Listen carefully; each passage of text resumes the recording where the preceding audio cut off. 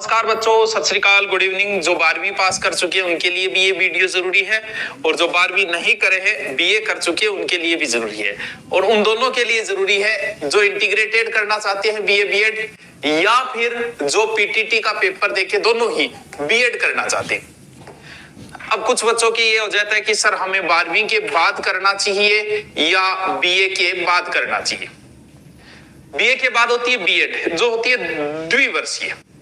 अगर आप 12वीं के बाद हो तो करना चाहते हो, जिसे इंटीग्रेटेड बोल देते हैं वर्तमान में, जो होती है 4 ईयर। यानी अगर आप बीए करोगे तो 3 साल प्लस 2 5, और यहां आपका 1 साल की बचत हो जाती है, जो शुद्ध बचत है।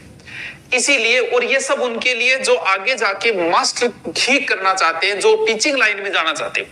ये जो डिग्री है वो आपके बीए के समकक्ष भी मानी जाएगी, बीए बीएससी।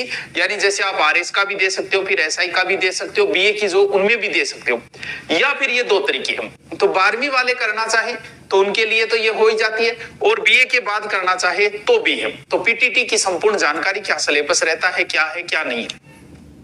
पहले पीटीटी जयनारायण विश्वविद्यालय यूनिवर्सिटी कराया करती थी शायद हमारे समय।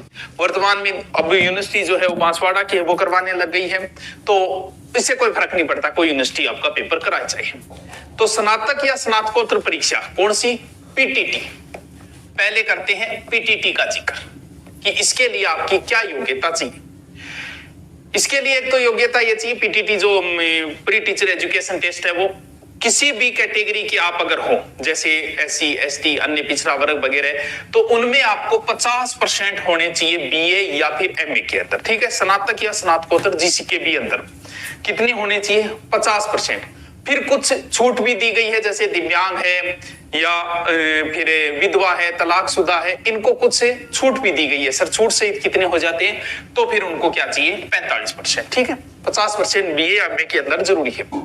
फिर आप जो करते हो बीए बीएड वगैरह, वो उसमें भी यही रूल लागू हो जाता है। 10+2 आपकी पास होनी चाहिए, या उसके समकक्ष जो भी डिग्री है वो आपकी पास होनी चाहिए। वही 50%, और छूट सहित जो छूट वाले में आ जाते हैं वो हो जाते हैं 45%। सर छूट का कौन सा है, क्या है? देखो, अब हम बात करते हैं आवेदन का। संपूर्ण पीडीएफ जो है मैं टेलीग्राम पे डाल दूंगा, टेलीग्राम का लिंक है, वहां से पढ़ लेना कि कौन सो को कितनी की छूट है, वो चीजें। ठीक है, देखो 15 मार्च से शुरू हो गए हैं फॉर्म। लास्ट तारीख इसकी जो 5 अप्रैल है, थोड़े दिन बचे। जिसको भराना है 12वीं वाले को भराना है या बीए वाले को भराना है, बीए कर चुका है वो भराएगा, तो वो तो हो जाएगा बीएड के लिए और वो हो जाएगा इंटीग्रेटेड के लिए। ठीक है, प्रवेश परीक्षा यानी आपकी एग्जाम जो होगी वो 21 मई को होगी, यानी अभी समय पड़ा है। इसके बाद में आपको भी समय मिल जाएगा, इस 12वीं के पेपर के बाद और बीए के पेपर के बाद। और 500 रुपये इसके अंदर शुल्क है। ठीक है सर, अब इसके चयन के अंदर कुछ बातें। क्या प्री टीचर एजुकेशन के लिए एक ही प्रश्न पत्र होगा? ठीक है सर, अनबेरा कोई बात नहीं, एक हो चारों, 4 खंड होंगे, 4 पार्ट होंगे। इसके अंदर कौन कौन से प्रश्न में क्या क्या आएगा वो भी बता देंगे आपको।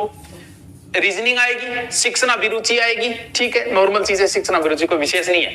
फिर जीके भी आएगा, और फिर क्या आएगा? हिंदी या इंग्लिश में से किसी एक का आपको चयन करना है। तो आप तो हिंदी भाषी, वो तो मारवाड़ी ऑप्शन को नहीं, आप मारवाड़ी भी चेक दिया। चारों खंडों में 50-50 प्रश्न होंगे। प्रत्येक प्रश्न यानी कुल 200 अंक, यानी 600 नंबर का पेपर है। सीधी सी बात है, प्रश्न पत्र में कुल 600 अंक होंगे, अर्थात प्रत्येक का 3 अंक है।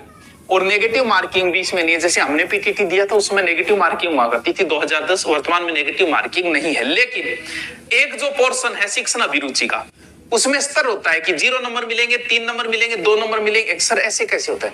क्या प्रश्न के भी ऐसे? बिल्कुल, आपके दिमाग आधारित कुछ प्रश्न होते हैं जिसमें आप बहुत सही उत्तर दे पाते हो तो आपको पूरे 3 नंबर मिल जाएंगे। थोड़ा सा आप बी में ऑप्शन ऐसा है कि ठीक ठाक है तो 2, फिर एकदम कमजोर है तो ए, इस हिसाब से होता है। तो इसमें इस हिसाब से होता है, वो सिर्फ एक ही पोर्शन है, बाकी नेगेटिव मार्किंग नहीं है। प्रश्न ऑब्जेक्टिव होंगे। चलो, अधिकतम समयावधि 3 घंटे। अब बात करते हैं हम कौन सी। एक तो रीजनिंग आएगी अंदर, एक शिक्षण अभिरुचि आएगी 50%, जीके के 50%, और फिर हिंदी या इंग्लिश में से किसी एक। रीजनिंग के कौन कौन से टॉपिक है? देखो, अगर आप बीएड करना चाहते हो पीटीटी तो कोई लंबी चौड़ी कहानी नहीं। अगर आपको अच्छी हिंदी और रीजनिंग आती है तो आपका सिलेक्शन हो जाता है। जीके का इतना बड़ा पोर्शन है कि आप इसे तैयार नहीं कर सकते। अभी आप आए हो इस लाइन में, अभी जीके का आपको क्या क्या नहीं पता है। जीके आपको नॉर्मल आ रहा है, बस नॉर्मल पढ़ो। आपको रीजनिंग और हिंदी, यानी आप हो सकता है कोई इंग्लिश में इंटेलिजेंट, वो इंग्लिश ले ली, ये दो ही चीजें आपका सिलेक्शन करवाएगी। बहुत इजी आती है ये, कि ज्यादा डरने की जरूरत भी नहीं है। 2 लाख लोग बैठेंगे, लाख उसमें पास हो जाएंगे, लगभग इतने बैठते हैं। ये टॉपिक है रीजनिंग के, ये टॉपिक आप देख लो। परीक्षण है, समानता है, वर्गीकरण है, श्रृंखला है, रीजनिंग के जो भी टॉपिक है वो सारे टॉपिक इसके अंदर दिए गए हैं। तो विशेष कुछ देखने की जरूरत है ही नहीं, पूरी रीजनिंग है, क्या टेंशन है इसमें। ये लो सर, जीके शिक्षण अभिरुचि में सामाजिक परिपक्वता, नेतृत्व गुण, व्यवसायिक प्रतिबद्धता, अतः व्यक्ति समझ, संप्रेषणता। अगर आप सोचोगे इन्हें यूट्यूब पे देख लिया, कोई अध्यापक करवाएगा, तो कुछ नहीं है। कुछ 15-20 क्वेश्चन आप कोई लाके बुक ऑब्जेक्टिव वगैरह उसमें निकाल लेना उसमें, क्योंकि ये गलत होना नहीं है भी। कुछ थोड़ा बहुत तो दिमाग है, 3 नहीं तो 2 नंबर तो लेके आओगे प्रत्येक में, तो इसमें भी कोई लंबी चौड़ी कहानी नहीं है। जीके में सब कुछ है, इंडिया हिस्ट्री है, इंडिया ज्योग्राफी है, पॉलिटिकल है, राजस्थान हिस्ट्री है, राजस्थान ज्योग्राफी है। अब तुम कितना कर पाओगे, इट्स डिपेंड ऑन यू बच्चों। ये पूरा का पूरा है। तो आपके पास जो भी गाइड है, इंडिया के लिए आप नॉर्मल लुसेंट पढ़ सकते हो, राजस्थान के लिए आप, मैं तो मेरी वाणी कहूंगा, बाकी आपकी मर्जी, जो भी पढ़ो कोई सी पढ़ लो, कोई फर्क नहीं पड़ेगा, ठीक है। फिर इतिहास हो गया, ये सारे टॉपिक है, इसमें कोई बताने की जरूरत नहीं। भाषा के अंदर जैसे मैं हिंदी का बताऊं तो सब कुछ है, संधि समास उपसर्ग प्रत्यय वर्ण, सारी की सारी चीजें हैं। मेन आपका सिलेक्शन का आधार हिंदी और रीजनिंग रहेगा मेरे बच्चे। हिंदी और रीजनिंग ढंग से पढ़ लेना। क्या बताया, हिंदी और रीजनिंग ढंग से पढ़ लेना, यही रहेगा आधार। अब कुछ बच्चों की मांग थी, आपको बता दिया, पीटीटी में ज्यादा टेंशन नहीं लेनी है। 12वीं के बाद आप दे रहे हो, या दोनों का एक ही पेपर है। मैन आपको रीजनिंग अच्छी तरीके से आनी चाहिए, इसे नॉर्मली नहीं ले, एक बार रीजनिंग आप पढ़ ले, चाहे यूट्यूब से पढ़ ले, चाहे ऑनलाइन कोर्स पढ़ ले या ऑफलाइन पढ़ ले।